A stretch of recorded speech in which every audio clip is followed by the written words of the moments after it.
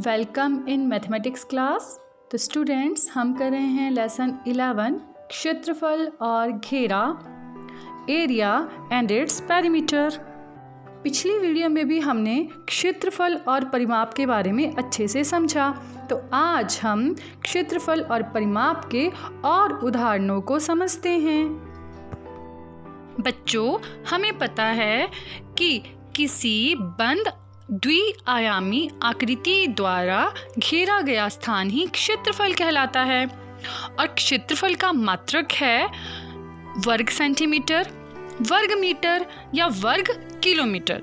अर्थात क्षेत्रफल या एरिया को हम स्क्वायर सेंटीमीटर या स्क्वायर मीटर या स्क्वायर किलोमीटर में मेजर करते हैं, अर्थात मापते हैं। और बच्चों, किसी आकृति या क्षेत्र के चारों ओर की लंबाइयों का योग ही परिमाप या पेरीमीटर कहलाता है और परिमाप का मात्रक है सेंटीमीटर या मीटर या किलोमीटर।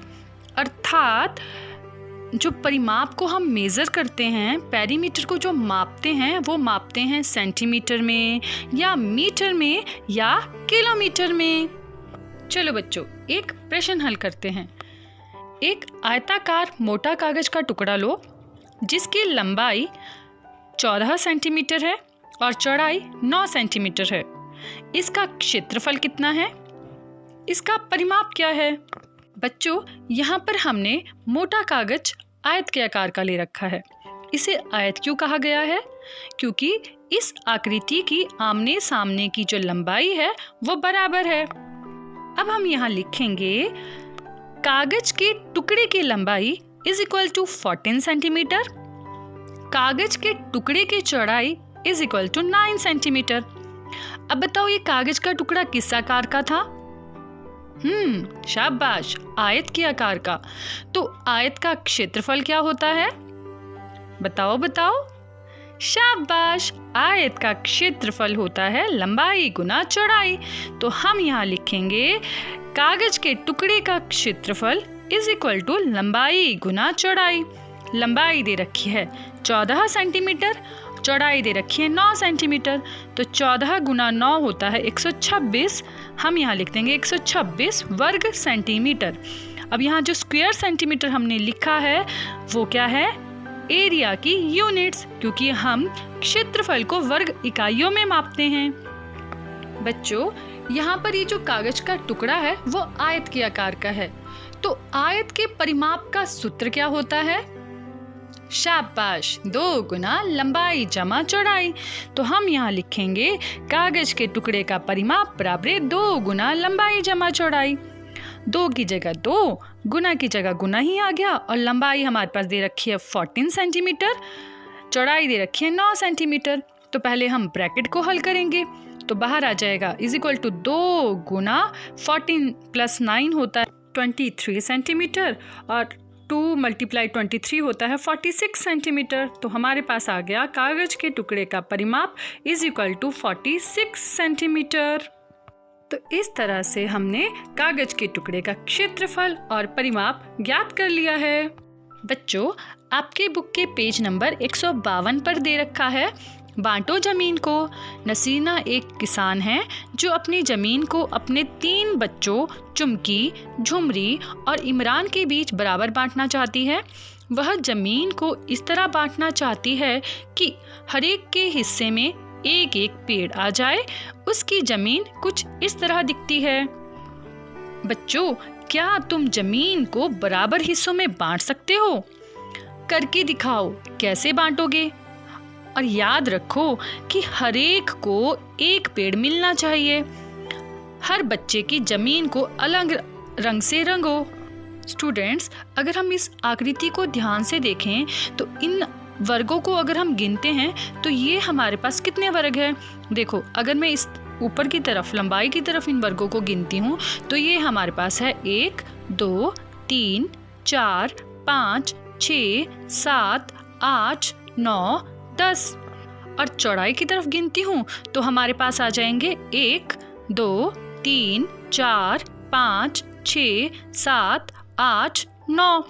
तो चौड़ाई की तरफ 9 वर्ग आ गए। तो बच्चों कुल वर्ग आएंगे हमारे पास, हम क्या करेंगे 10 को 9 से गुना कर देंगे। हमने ऐसा पहले भी किया था क्योंकि ये एक तरह से आयत है और आयत को निकालने के लिए लंबाई और चौड़ाई को गुना करते हैं। तो 10 गुना 9 मतलब 90 वर्ग। तो बच्चों इस जमीन में 90 वर्ग आ गए और इस जमीन को हमने 3 बराबर हिस्सों में बांटना है, चुमकी, झुमरी और इमरान में, और हर एक के हिस्से में एक एक पेड़ आना चाहिए। तो देखते हैं पहले कि हर एक के हिस्से में कितने वर्ग आते हैं। तो हम क्या करेंगे, प्रत्येक बच्चे का हिस्सा बराबर 90 भाग 3 बराबर कितना आया, 90 को 3 से भाग करने पर 30 वर्ग। तो प्रत्येक का हिस्सा है 30 वर्ग। हम इस आकृति को इस तरह से रंग देंगे। तो ये हर एक का हिस्सा यहाँ पर हमें दिख रहा है। ये चुमकी का हिस्सा है, ये झुमरी का हिस्सा है और ये इमरान का हिस्सा है।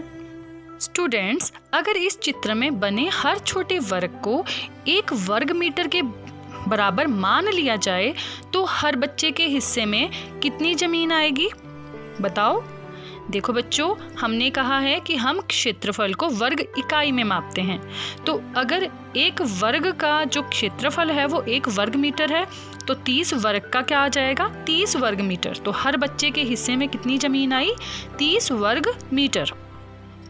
चुमकी, झुमरी और इमरान को बाड़ लगाने के लिए तार चाहिए। किसको बाड़ लगाने के लिए सबसे ज्यादा तार की जरूरत पड़ेगी? तो चलो इसे करके देखते हैं। इस जमीन को हमने 3 बराबर भागों में बांटा है।